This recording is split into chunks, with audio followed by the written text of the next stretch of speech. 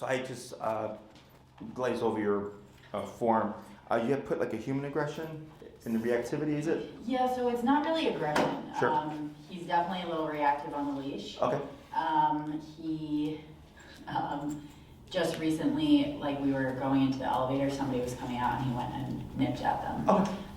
He's not an aggressive dog at all. Sure. I think just when he's on the leash, he's a little bit more barky at dogs, at little kids when they make fast movements, things like that. But he's not aggressive. Okay. Yeah. Is there any kids that he's comfortable with? He hasn't been around any off the leash yet. Okay. What about just on the leash? Like there have been times when kids have come up to him, but because I get a little nervous because I've seen him jump at them, I'll get down with him and I'll like keep him calm while they pet him and he's been okay. Okay. But if I don't do that, then he will lunge at them. Sure. Yeah. Have you done anything yourself with a trainer or? No, nothing yet. Okay. Do you have any, like, does he have any training background just from other stuff like obedience or? No, so I got him last summer. Okay. He's 3, but I got him last summer. He came from Mexico. He was a stray dog. Oh, yeah. People of my people. So he, I mean, he's such a good dog. He's such a good dog. But we've never done any training. I got really nervous when this last thing happened. Yeah. It happened just a few weeks ago. Mm-hmm. So I reached out to my vet, asked for a couple different trainers. I'd gotten your name just about some like leash reactivity. Okay. So just Who's your reached vet? out. Dr. Vlachos at Burnham Park Animal Hospital. Oh, really? Yeah. That's where I take my guys. Oh, really? I used to leave my cards there like for years, and then I've stopped because they like kind of obviously they got closed or whatever. Okay, cool. Yeah. Anything else? No, he's a little bit anxious sometimes. Like he gets a little shaky. Sure.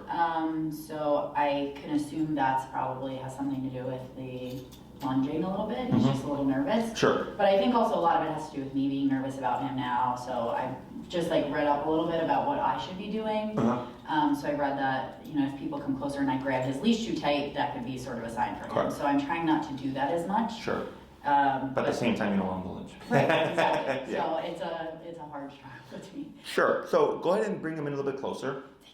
And I'm going to have you shorten your leash and just hold. I'm going to just do something real quick just to see if I get any trigger. Hold your leash. Hey. Hi. Okay. So most likely what's happened is, so right there, so there's fear, anxiety, nervousness, right? They're all kind of stress responses. Everything that you had kind of noted are nervous responses. Elevator doors opening, person coming out, kids' energy. A lot of nervous dogs tend not like kids' energy. So all the stuff you were telling me tells me potentially a nervous dog. Okay, so they go, but what I see here does not seem like a nervous dog. Right. Okay, so then I do all this stuff because that can always change. So fear-based dogs don't ever really let things go. Like he would be growling, he'd be barking, and he won't shut up, okay, because he's scared. Anxious dogs want to move around a lot, okay? He's doing a little bit of the pacing, but like he came and sat by your side, and now he's in a relaxed state, okay? Nervous dogs will relax and then trigger if there's a change in the environment, okay? It's like right here, I just said hold his leash, and I just started doing this in his mind with no warning, and he was just like, what are you doing? yeah, what's going on here? Whereas a nervous dog will start lunging and barking. Yeah. Okay, so the elevator thing probably caught him off guard. And as you said, like you don't have an aggressive dog. I don't like the word aggression. I think it's thrown around a bit too easily in the dog world.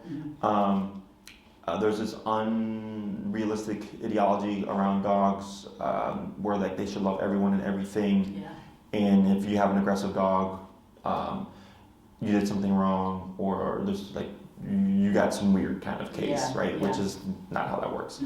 No. Think of aggression as just an escalated form of anger. So like humans can become aggressive, dogs can become aggressive, birds can become aggressive, right? If they have to like protect their baby birds and all that stuff. But there's a reason behind it. Humans in my book are the only ones that can just be aggressive for the sake of being aggressive, right? It's just like they can just decide like I'm gonna punch you and just like punch someone for like no reason. Dogs don't do that. For dogs, when they become defensive or aggressive, there's almost always a reason behind it, okay? Territorial, fear, anxiety, nervousness, surprise, boundaries. Don't get too close to me. I don't feel comfortable with you. So depending on where the dog is coming from, dictates whether or not it's aggression or if is it just the dog setting a boundary. So if I have a dog that resource guards, which is a dog that protects its food, to make things simple, I know if I don't go, every dog's threshold is different, but I know if I don't go for the dog's food while they're eating, I'm not going to have a problem, right? It's super rare, but I get dogs where you can't even be in the same room, right? So that's why I would dub a more of a food aggressive dog, because you can't even be in the same room. Like I could be over here and they're over there and they don't want me in the room, okay? But most dogs won't care until you're right in that personal space, okay? So then I just go, well, if I'm eating my food at a restaurant, I don't want someone's hand hovering around my plate either, right? But as a human, I can say, hey, can you back off, right? And if the person doesn't back off, I can go, hey, manager, this person won't leave me alone, right? And if then if they get being pressed, now it gets pushed onto somebody else. Or I could technically enforce that physically. It would escalate, right? So for dogs, it's the same thing. So I go, okay, because there's people think like, oh, it's a dog, I'm the human, I should be able to do whatever I want with my dog. And I go, it doesn't really work that way.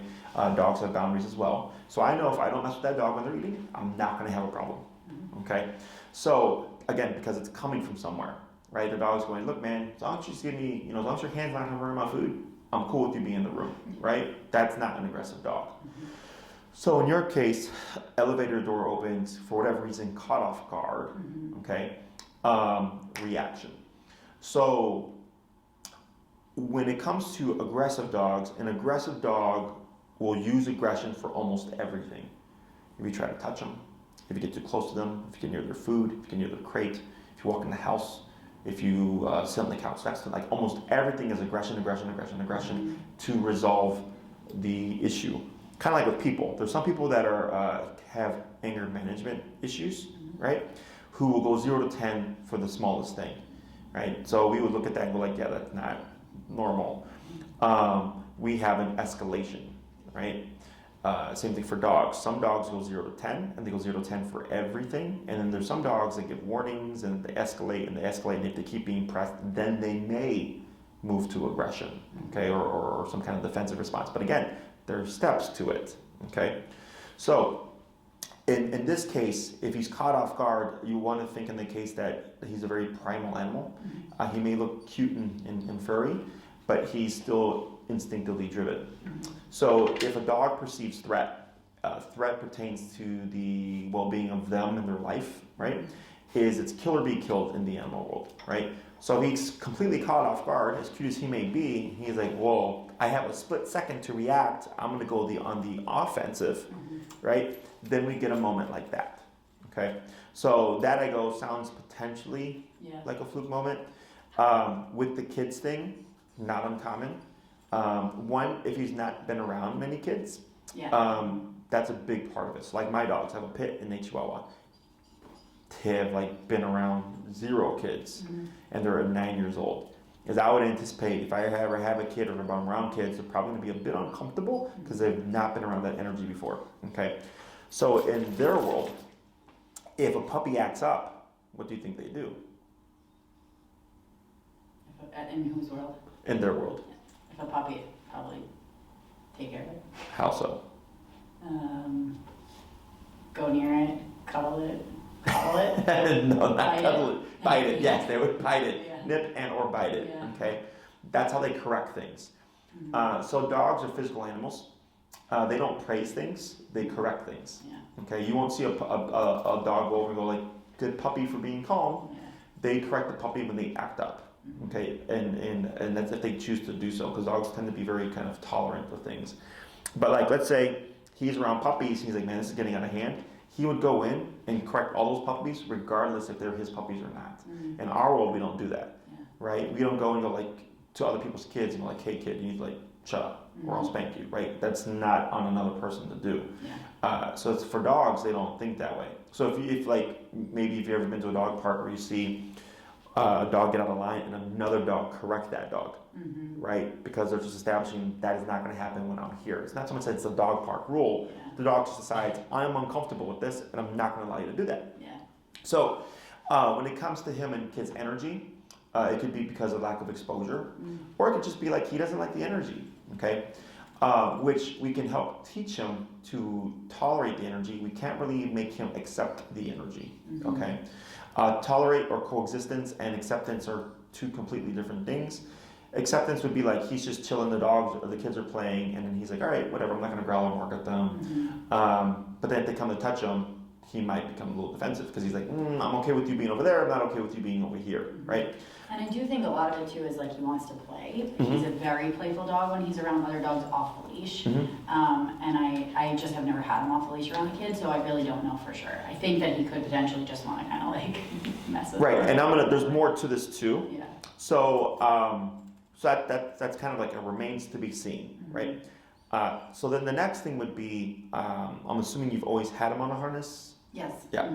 So harnesses can invoke or create more reactivity. Okay. Oh, okay. Yes, this is. Yeah, I get that all the time where people don't realize that. So everyone's always like, go for the harness, go for the harness. No.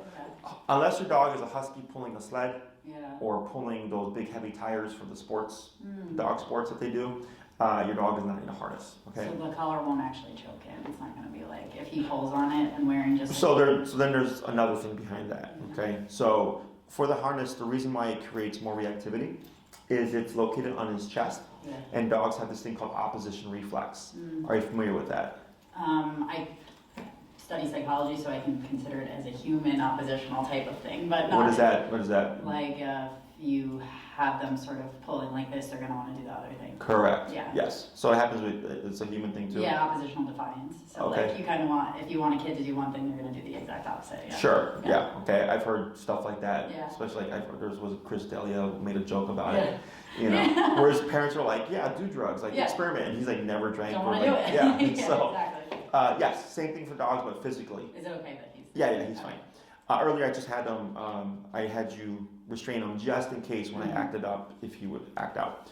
So yes, but it's for dogs, it's physical. So they want to go against the pressure. You pull left, they pull right, you pull right, they pull left, you pull back, they pull forward. Yeah. Okay. So here, that oppositional reflex creates frustration and agitation. Okay. So in protection training, when we're training a dog to be aggressive to a human so that we can control it and create a protection dog, we have them on a harness. Okay, we have the person holding the dog on a harness. We have another person acting weird and suspicious and putting out threat to agitate the dog. We're pulling back because we want to amplify that agitation to kind of, because the dog's thinking, you're being weird, I want to get to you, but I can't get to you. And that's where the frustration comes in. Okay, so we keep doing that and we build it up until we have controlled aggression.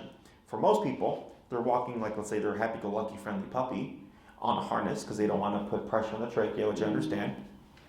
And now, every time their puppy sees a dog, they pull their puppy away because they don't want their puppy to annoy the other dog, right? Or their puppy's not fully vaccinated, so they don't want to expose them.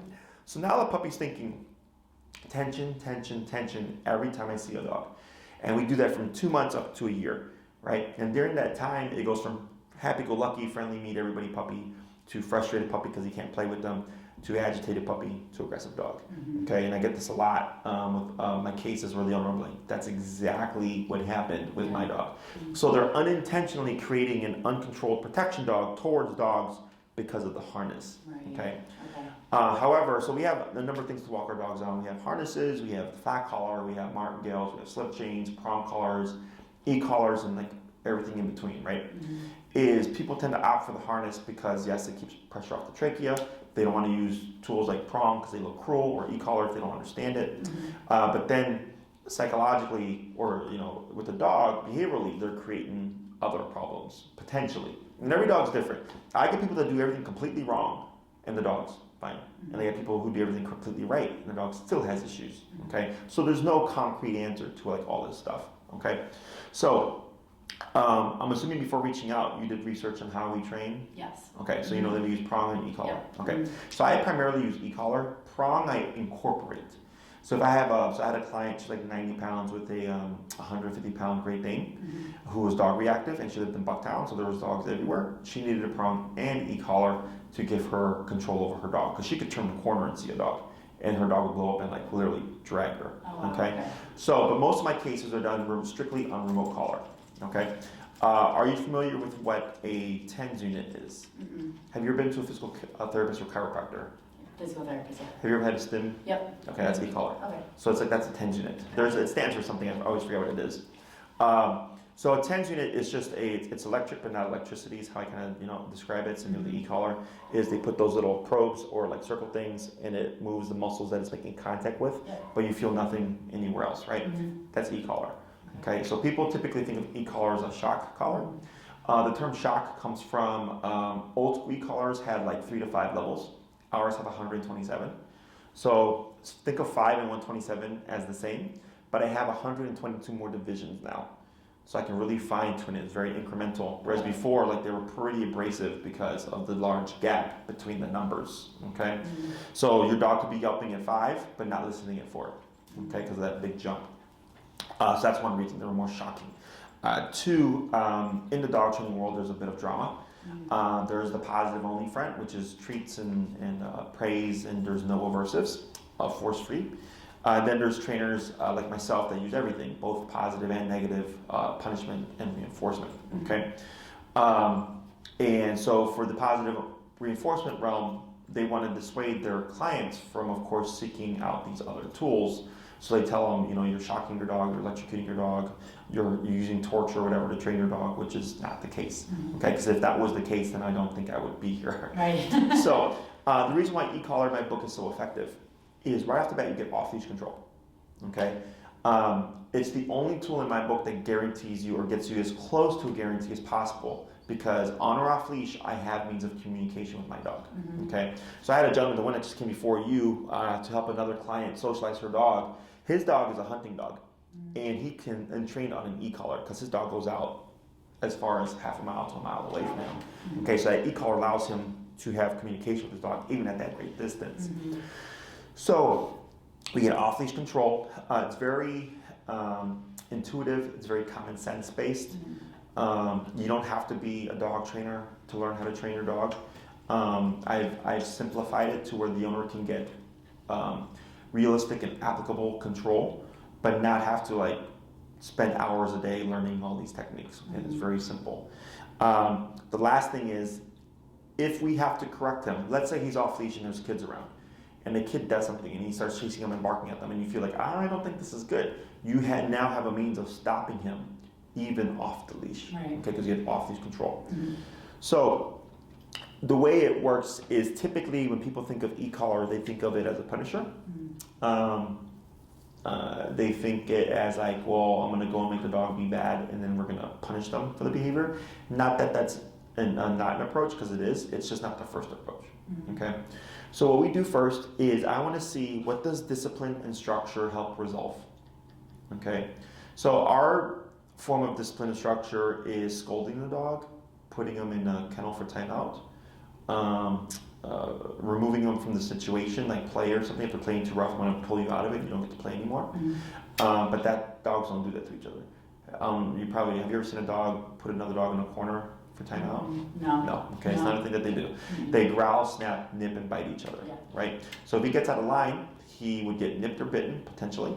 And if another dog got out of line, he might use that same communication back. Or if he's startled by something, hey, don't do that. Right. So e-collar essentially allows us to bite our dog, nip or bite them at the press of a button. That's how I like to think of it. Okay.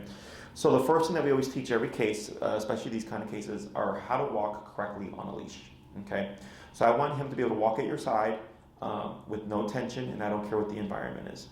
So if you take 5 steps, he takes 5 steps. If you take 3 steps, he takes 3 steps. If you stop, he automatically sits. This is a completely slack leash, and I don't care where you are. You can be inside a Home Depot or a PetSmart. You can be in your building, walking past a dog. You can be in the middle of a dog park, and you should have that level of control. It's not complicated. It sounds like it is, but it's very easy to teach. It's just a matter of doing so. Okay, and the e-collar is what allows us to do that stuff, because it's every time you walk your dog, you would essentially be practicing these exercises. Okay, so most people think of control as my dog does whatever they want, and then I want to apply control when I need it, and it's the other way. I have control, and then I give my dog permission to do whatever they want. Okay, does that make sense? Yep.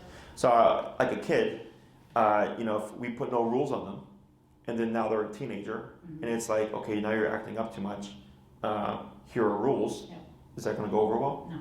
Right. Probably going to get to see some of that that reflex. Yeah. So same thing with dogs.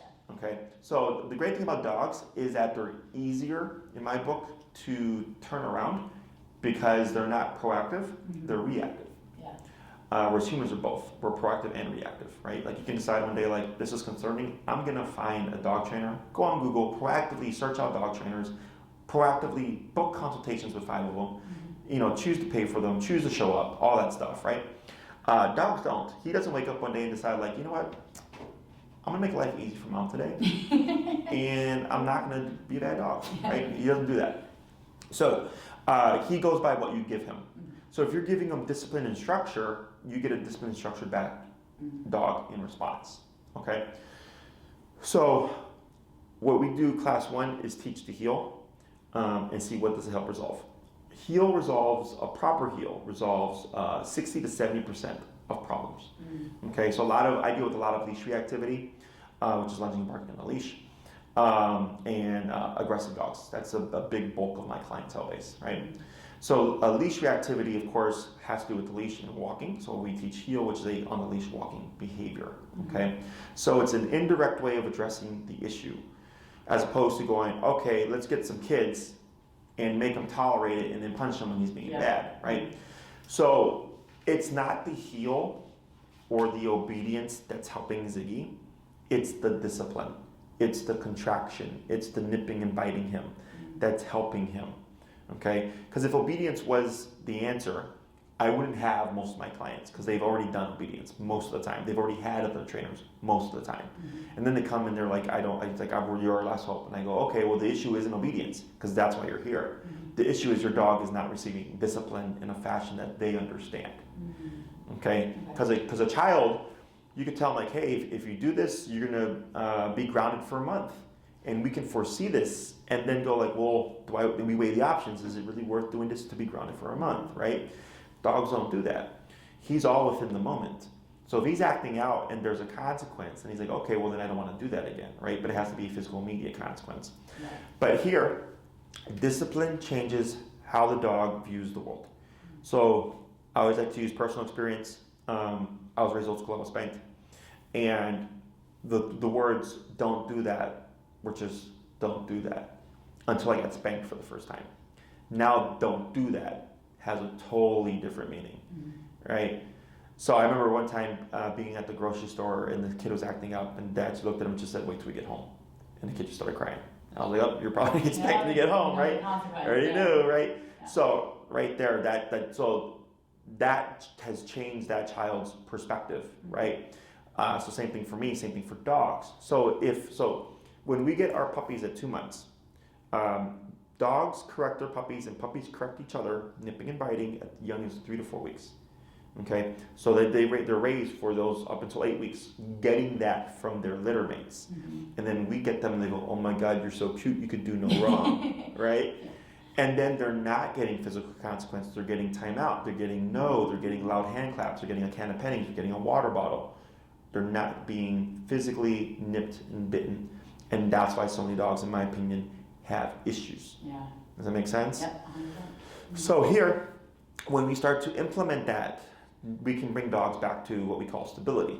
Because now he's getting what he's been needing. Okay? And we see, what does that resolve? A lot of the stuff that I deal with is actually just frustration from the lack of getting what they need, which is discipline. Okay, because that's why they do it to each other at the dog park if a dog gets out of hand. But now it has to be done, of course, on the owner's behalf because then it's a reoccurring thing. Okay, so what's nice about the heel is it's not confrontational. He's learning how to receive discipline, how to move through it. Heel or walking the dog to go potty. Most people do about 3 times a day, 7 days a week, because we live in the city, if you're in the city. So it's something that you would practice 3 times a day, 7 days a week. So if you only use the e-collar sparingly, one, if he's having issues overcoming it, meaning because it's a stressor. So like for instance, for me, it'd be the belt growing up, right? I'm like, oh, there's the belt. But eventually I learned like, okay, I can either do things and get spanked or not do things and not get spanked, right? Same thing for the dog. So if he's getting exposed to it on a regular basis, he's going to get over that stressor a lot more quickly. Yeah. If we're just using it when he's being bad, he's going to be stuck in limbo where he never fully gets over the concept of the e-collar. Okay, that's why heel's so important, because it's non-confrontational, allows us to practice the e-collar on a regular basis 3 times a day. So it's exposure, exposure, exposure. So eventually he's like, oh, okay, this ain't so bad. If I just do certain things and not certain things, I can avoid it, right? Plus, when a dog feels e-collar, typically the first response is flight. Run away from this, okay? So we work them through that, because if your dog is running away from the collar, we're going to have unreliable control, because he's going to learn that flight is always an option, okay? So we don't ever want a dog running away from it. We always want a dog running to it, okay? So flight is a moving behavior. Heel is a moving behavior. You're walking your dog, right? So it allows him to express the need to move in response to the collar, but then also allows us to counter condition. You don't run from this. If anything, you run to me to turn it off. Does that make sense? Yeah. So all those, like the heel, in my opinion, any dog trainer that knows what they're doing behaviorally will almost always target heel first. Then say like, what does this fix? And then we address anything after that if there are issues. I've had dogs look completely like, wow, this is hopeless. 1 class 180. I had a client actually just recently, over the past summer, dog's name was Birdie. Owners lived in Chicago, moved to Austin because their dog was so bad in Chicago, so reactive to humans and dogs. Moved to Austin where they could have a yard but still have the city vibe. And then, but they have business here. They were getting tired of flying back and forth, but they had nowhere to board their dog. Flew up here for a month to train with me, 1 class. Wow. 90%, 95% done. They went to a farmer's market between week 1 to week 2. They're like, Jesse, we would never go here. And we went there within 1 class. And they had several trainers and several behaviorists who gave the dog drugs to no avail. Okay? Because I came in going, you have a nervous dog, she needs discipline, and this is what we're going to do. Yeah. Okay? Not every case is like that. But, and she was one that they thought was hopeless. They were like, well, here's her last shot, and now she's doing great. So we do heel first. That's typically 2 classes. First class, I'm present with you. I go over everything with you and coach you through it. You're doing everything hands-on. I don't touch the dog. Class 2, you come back. You let me know how he's doing. Improvements. Maybe you're like, hey, I walked by a playground. We walked around the playground and stuff like that. Maybe I had kids running to and from. He was great. I go, awesome. Then we know all that was resolved simply through structure and a bit of discipline. Then we work on the second half of heel. If there is anything that you're struggling with, like elevator doors or something, that would be something that's in progress. So reactivity is a spectrum. Human reactivity is almost always the first thing that goes away. Okay. Next is calm dogs or walking past calm dogs. The next would be excited puppy type energy. Then it's other reactive dogs, and then it's sudden run-ins with dogs. So in your case, it's the human thing, right? So I would expect all that to go away within a class. The hard part's going to be the surprise run-in, elevator door open, turn a corner, there's a person, because they're so abrupt. Okay, it can be addressed. It's just going to potentially take a little bit longer to address because you can't plan for all that stuff. Okay, it just kind of happens. But I give you the tools, and I'll give you ways to be preemptive. So should you find yourself in a situation, we can resolve it and keep moving. And eventually, he learns how to have impulse control, that he doesn't just like lunge if like the elevator's doors open and somebody comes out or whatever. Okay. Everything else is dependent on what you're needing and wanting. Okay, so I don't teach things that I don't feel like people are going to use. I take a look at the case. I go like, okay, this is what I think is going to be applicable to you, and then you can say, yep, that sounds great, or you can say, yes, I want more, or you can say, can we do with less? Okay, so I have 3, 6, 9, and 12-week programs. You could do at minimum 3. 6 is what I would recommend. depending on how much you're trying to accomplish, okay? Mm-hmm. So is your main concern just that whole incident with like the person on the elevator and then kids? Yeah. For the most part, he's like really good other than that. And it's not even all people, it's not all dogs, it's like super unexpected, I feel like. It doesn't really matter the energy level sometimes. Sure. Sometimes it's the size of the dog, the bigger the dog, he feels probably a little bit more anxious and starts to bark at them more. Mm-hmm. And this is on the leash as you're walking, It's correct? all on the leash as Okay. you're walking. Yeah. He's so good with dogs off the leash. Yeah. So good. Yeah. Plays with them off the leash. He just came from spending the weekend with 2 dogs, big dogs, and he's fine. Sure. It's just on the leash, yeah. So do you know why that is?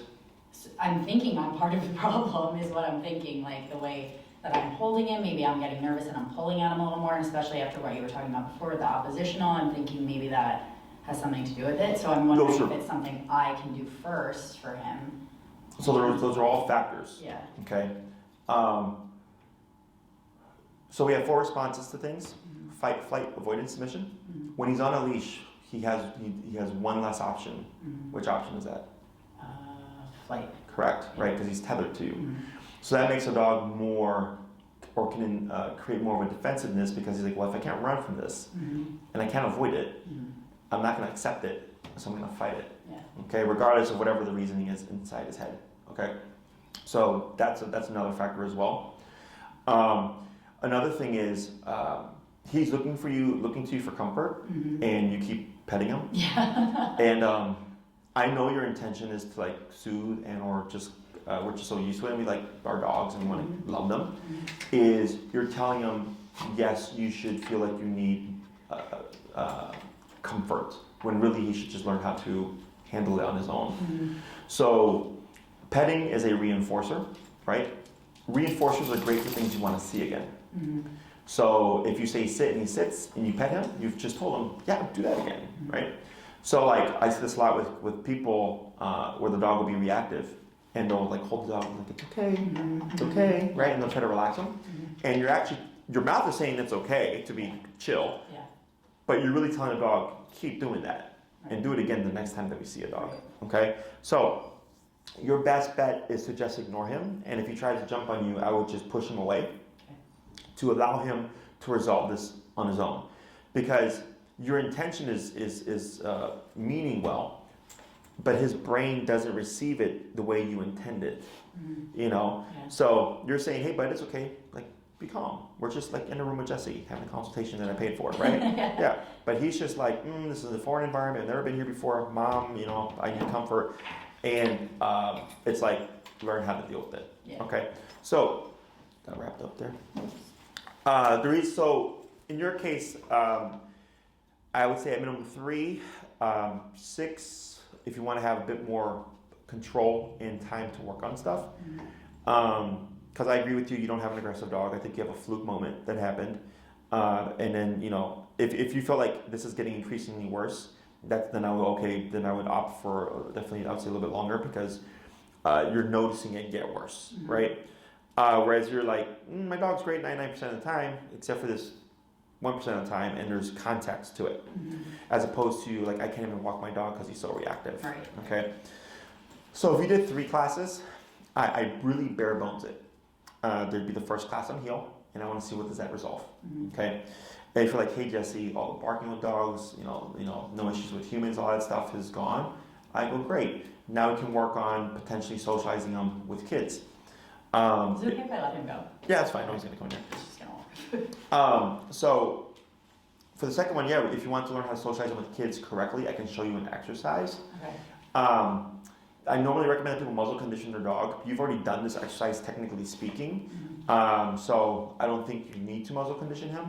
If you'd like to be able to socialize him safely without the anxiety of like what happens if something goes south, then I would suggest you do. Okay. The third class would be like the variable. Okay. So if the first class resolved the big chunk of the reactivity and everything's just like, okay, it's gonna get better in time. Oh. Hey. Oh, I'm chill. Sorry. Didn't think that one. Probably should have taken the leash off. No, you're fine. Come here, bud. So then, the third one would be a variable. If we need to review the heel, or if like maybe there's a particular moment of reactivity that you're struggling with, like maybe other reactive dogs barking at him and him becoming reactive back, then I'll go, okay, cool, we can cover that, whatever. And then it's just rinse and repeat. Okay. If you did the 6 classes, we would do the 2 classes on heel because it's technically a 2-class exercise. Okay. The 3rd class, we could jump into like the whole kid socialization thing or whatever. Classes 4 and 5 could be recall, which is common called. So you have a reliable recall so that you can, like I can take my dogs anywhere, fenced in or not fenced in. They're not going to run away from me. And if they try to chase something, I have the means of returning the dog. Okay. I was at Oz Park like a week and a half ago. Have you been to Oz Park? Yes.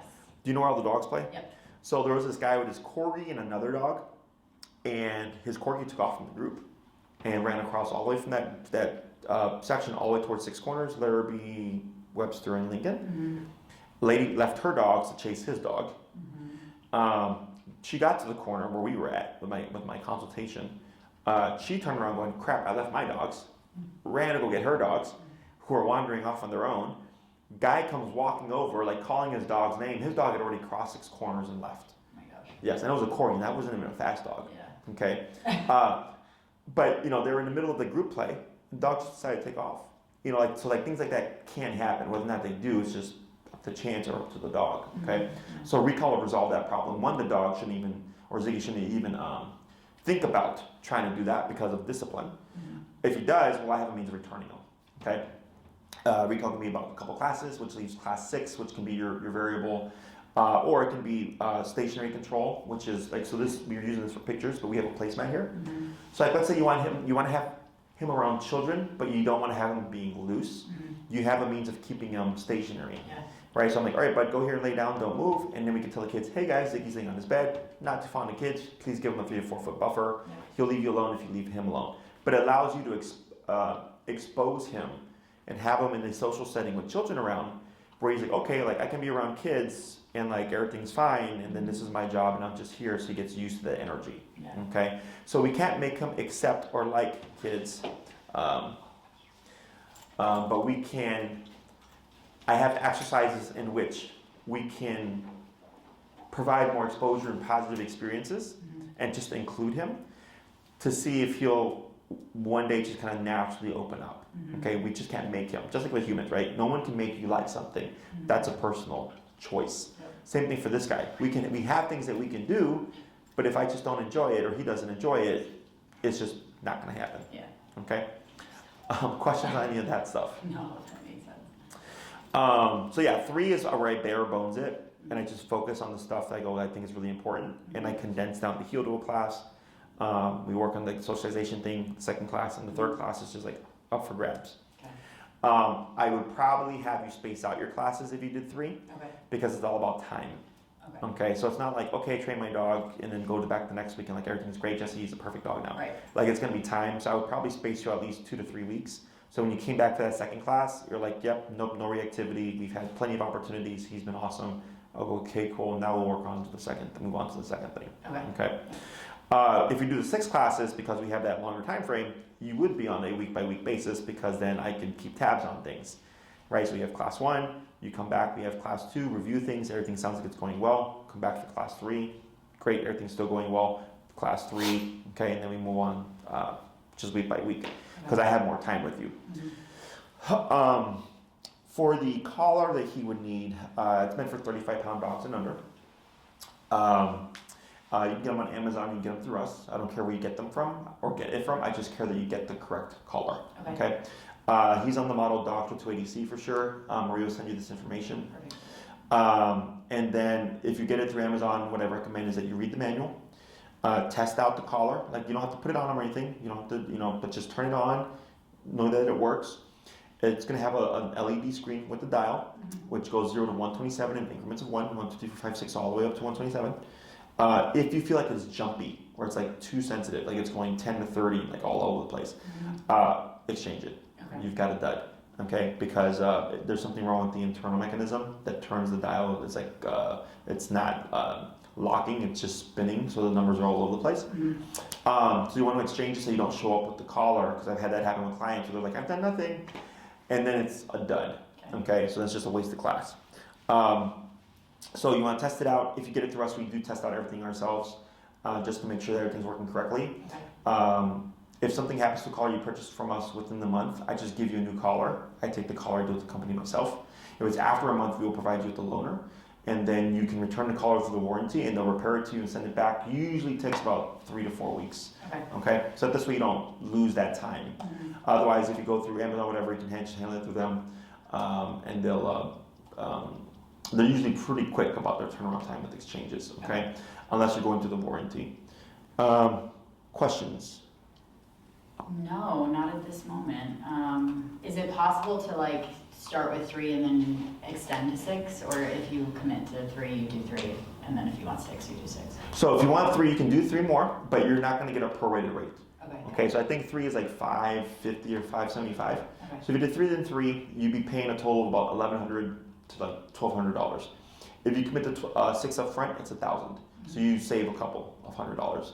And the longer the program, the cheaper the per class rate is. Mm-hmm. This just makes Maria's job easier with scheduling my calendar, because she's managing around 40 plus people. Okay, so the way it works is if you have a recurring schedule, let's say Sunday at this time was available and you did 3 classes. Mm-hmm. For 3 weeks plus 1, so 4 weeks, that time on Sunday is your time. No one's going to take it from you. Okay, let's say you go out of town a couple of weeks, whatever. You have to reschedule. You don't lose the classes as long as you've canceled outside of 48 hours. Mm-hmm. But then you may lose your priority, because weekends are a very high demand time. Evenings are very high demand time. Yeah. Okay. So let's say you've used your priority. Maria might reach out and say, "Hey, you had that last class, but you've lost priority. We have another person that's already booked after you." Mm-hmm. She would then have to find a spot for you to fill you in on my calendar. Okay. So you don't lose the class, so to speak. You just lose that time. So if you do a 6-week program, you get that time for 6 weeks plus 1. So for 7 weeks, that's your time. Okay. Mm-hmm. As long as you cancel outside of 48 hours, it's not a big deal. Maria will just lose priority if you do too many. If you cancel within 48 hours, we do give everybody freebie cancellation, because we do understand that things happen. Mm-hmm. I had a couple of people within the past 2 weeks, within hours before the lesson canceled. Mm-hmm. So I'm about to change my policy on that, because I was stuck at Oz Park for an hour and a half because I had nowhere to go. Yeah. I had one client, then them, and then another client, and then Maria couldn't get a hold of the other client, so to move them earlier. So then I was just stuck there for an hour and a half. Yeah. So now I'm going to change that policy where it's going to be if you cancel too soon before the class, it's just a class. Mm-hmm. But otherwise, if you cancel outside of 48 hours, it's not a big deal, because at least gives Maria time to fill that spot with the consultation and or move someone up earlier. Okay. Otherwise, I don't care what you do. You could do 3 now, and then come back and do 3 next year when it's spring and summertime. Mm-hmm. There's more stuff going on. Or you can commit to 6 and then just save yourself a few $100. Mm-hmm. But at minimum 3, at maximum 6, because it doesn't sound like you need your dog to do a ton of stuff. Yeah. Okay. Just kind of don't act up, and then some control. Yes. Okay. Mm-hmm. One of the most common questions I get is, when does the e-collar go away? In my book, when you need it, it doesn't. Mm-hmm. So what this means is, if he's going to be around kids, and we know he's iffy around kids, or whenever you're walking him outside because of the reactivity and the elevator reactivity and whatnot, you want to have control. So easiest way to explain this, and you probably know this yourself, is do you drive? Yes. Do you go on the expressway? Yes, unfortunately. Do you go the speed limit? No. When you see a squad car, what happens? I go to the speed limit. Correct. Do you know what that's called? No. Opportunistic behavior. Mm-hmm. Right? If you can get away with something, you might do it. Same thing for your dog. Think of the e-collar as a cop on a collar. When he's present, there's threat of consequence, discipline. He's going to behave better.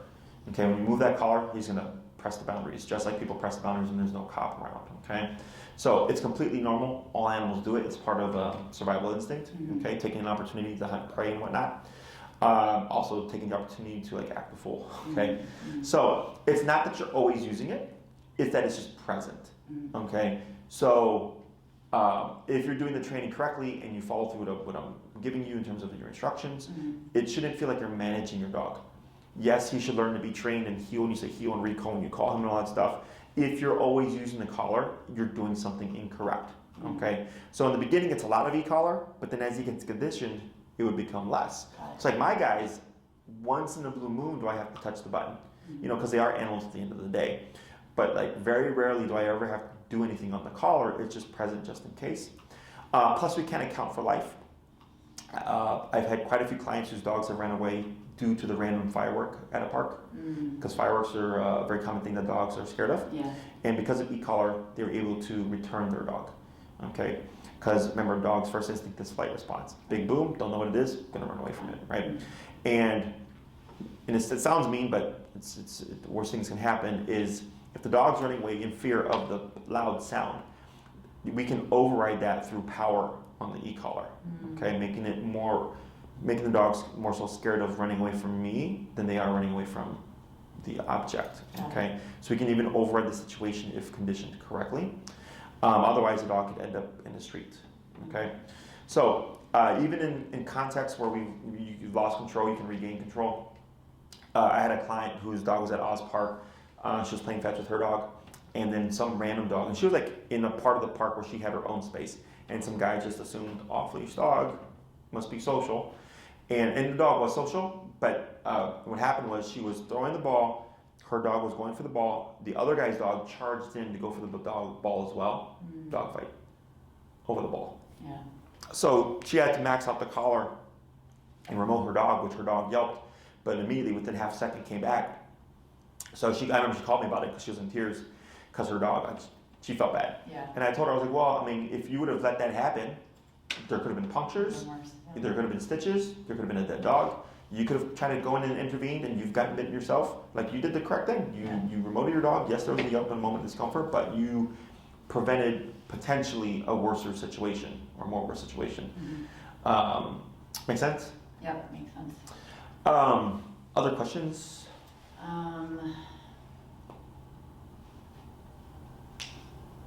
Not at this moment.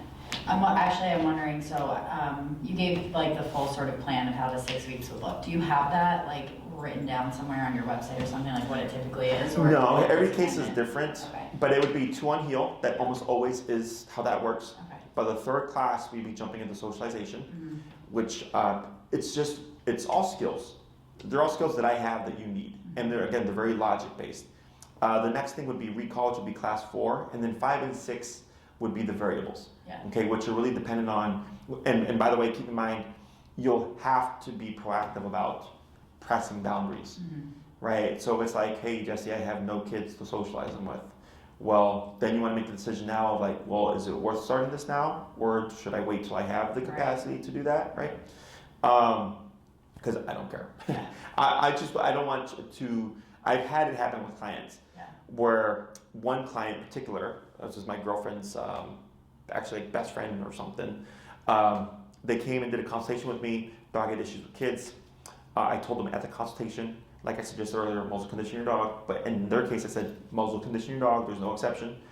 They had to wait a time to get on my calendar, and then they did a 9-class program. And on class 6, they still hadn't muzzle condition their dog. And I was like, well, muzzle conditioning can take a day, or it can take months. Yeah.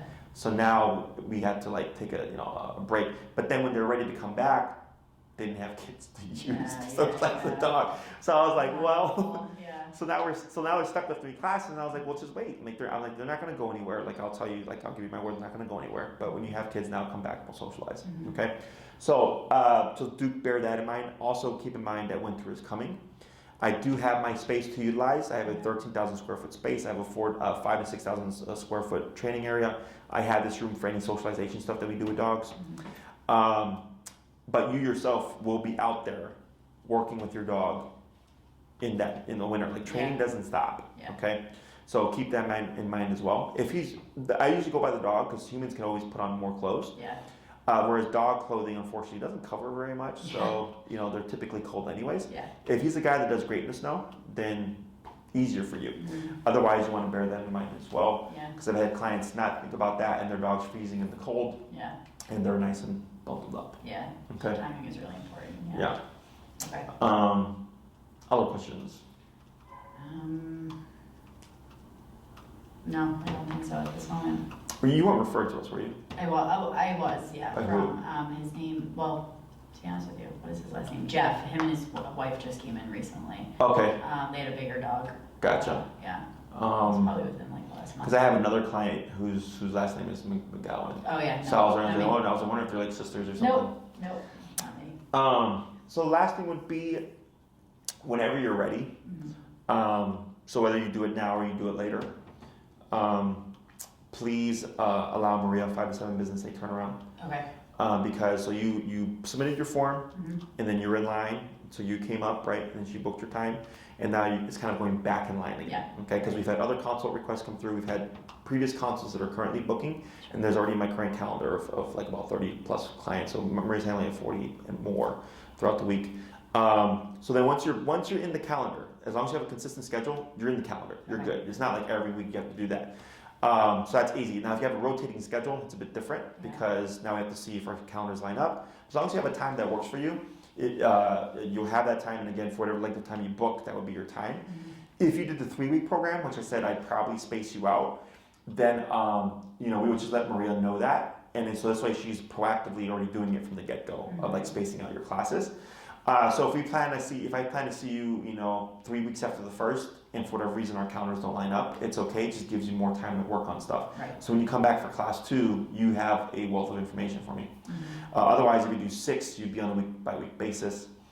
And then if you decide to postpone and just come back later, just understand, of course, when you come back, you'll have to be coming back in line again. You won't have to do another consultation. You've already done it. Okay. But you can just tell Maria that you're ready, because we just had someone, I met them a year ago, and now they're trying to book their training. And they're like, oh, like, why is it taking so long? We're like, because there's like a ton of people in front of you. Like, exactly. Totally so, understand. but yeah, okay. Otherwise, minimum 3, maximum 6 for what you're dealing with. Maria would provide you with the information for the e-collar, and if anything pops up, you let us know. And then once you're officially on the calendar, you'll receive an email from me with some videos for you to view prior to your lesson to prep you for the class, so that when you show up, we can just jump into training. Perfect. Okay. Sounds good. And did you watch any of my videos? Yeah. So I watched a couple of them. Yeah, the ones that were on your website. So it was like more short clips from different. Oh yeah, the highlighted ones. Yeah, the highlighted ones. So if you go to my YouTube channel, you'll see like the full lessons. So if you want to get a kind of an idea of what like it looks like, lesson ones are always great to watch because no one knows what they're doing but me. Yep. So then you can see the dog go from spazzy to under control, or like from excited to calm and all that stuff, and just kind of get an idea of like, oh, okay, like this ain't too bad. If you do see a case where it seems like, hey, this does not look normal, it's probably because it's not a normal case. It's an extreme case. Okay. And you'll usually see it in the title, like, a human aggressive dog or whatever. But for the most part, like, it's pretty straightforward. And then the highlighted videos where it's shorter, it's just to be more so like in depth with the information. So okay. So Maria will reach out to me. Or you can actually reach out to her if you'd like to speed things up a little bit. So what would happen? What you could do is you can email Maria. Maria, put me for 3, put me for 6. Here's my calendar. Here's my schedule. And then when she turns around, because that's what she would do. She would email you, say, hey, what's your availability? Here's a contract. Please sign and everything. So by doing that, you kind of eliminate a step. Okay, so there's no delay there.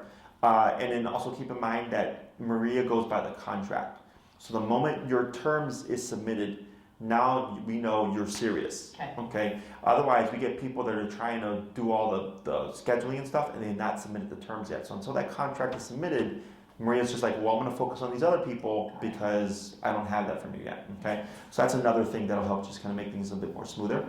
So this way, she has your form, she has your schedule, and she can cross-reference our calendars and get you booked for training. Perfect. Okay. Sounds good. Yeah. Thank you so much. You're welcome. Yeah, definitely looks like the other Ziggy that we have here. It's so funny. Yeah.